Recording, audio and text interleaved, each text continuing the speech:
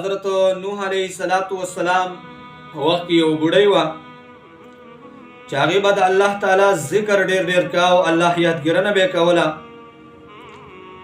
کله چې نوح علیه السلام د الله تعالی په حکم باندې کشتۍ جوړول شروع کړل، کله چې دی دا کشتۍ جوړول شروع کړل، دا بوډۍ د نوح علیه السلام نه پوښتنه کوي، تپوس یې کوي چې دا دونه لوی کشتۍ څه دپاره جوړې؟ نوح علیه السلام ورته فرمایي دا کشتۍ دې دپاره جوړوم چې یو لوی طوفان را روان دی، یو لوی عظیم طوفان چې دی نو هغه راتلو والا دی،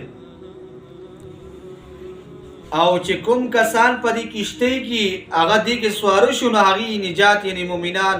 کم کسان چې دی هغې به نجات ومومي. دغه بوډۍ نوح علیه السلام ته فرمایي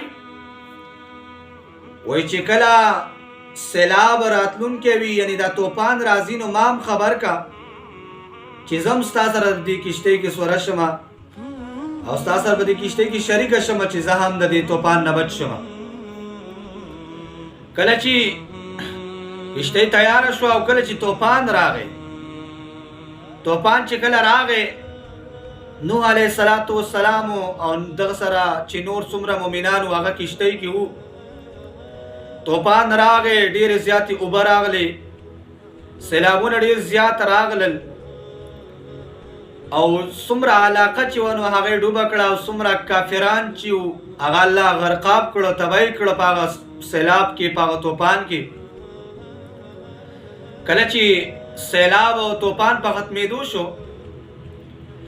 نوح علیه السلام ته هغه بوډۍ را یاده شوه.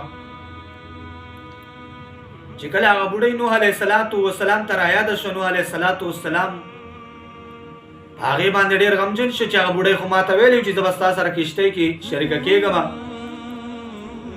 د خیر بس چې کله طوفان ختم شو، نوح علیه السلام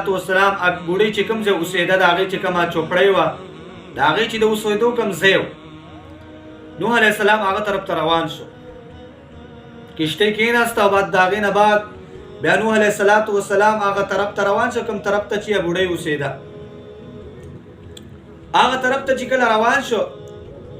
چې ګوري د دې بوډۍ دا کومه ځای چې دی، دا کومه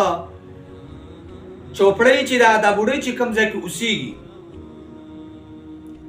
دا غروغ رمټه ده. نوح علیه السلام حیران شو چې د دې نه د دومره لوی طوفان باوجود، دومره لوی سیلاب باوجود، د دومره لوی اوبو باوجود هم دا چوپړۍ چې ده دا بچ پاتې شوې ده او دا محفوظ ده. بهرحال نوح علیه السلام دننه تشریف وروړو، دننه ورغی. چې کله ورغی نو دا بوډۍ ورته فرمایي حضور ولې طوفان راتلو والا دی چې زه ته ما ته دې دپاره رالې چې ستا سره کشتۍ کې شریکه شم، طوفان راغی ولې؟ نوح علیه السلام ورته فرمایي وایي طوفان خو وختي راغلی او طوفان خو دا تمامه دنیا چې ده نو دا څه کړه، تمام کافران یې غرق کړه او د هغې ډوب کړه او ته اوس هم نه یې پوه شوي.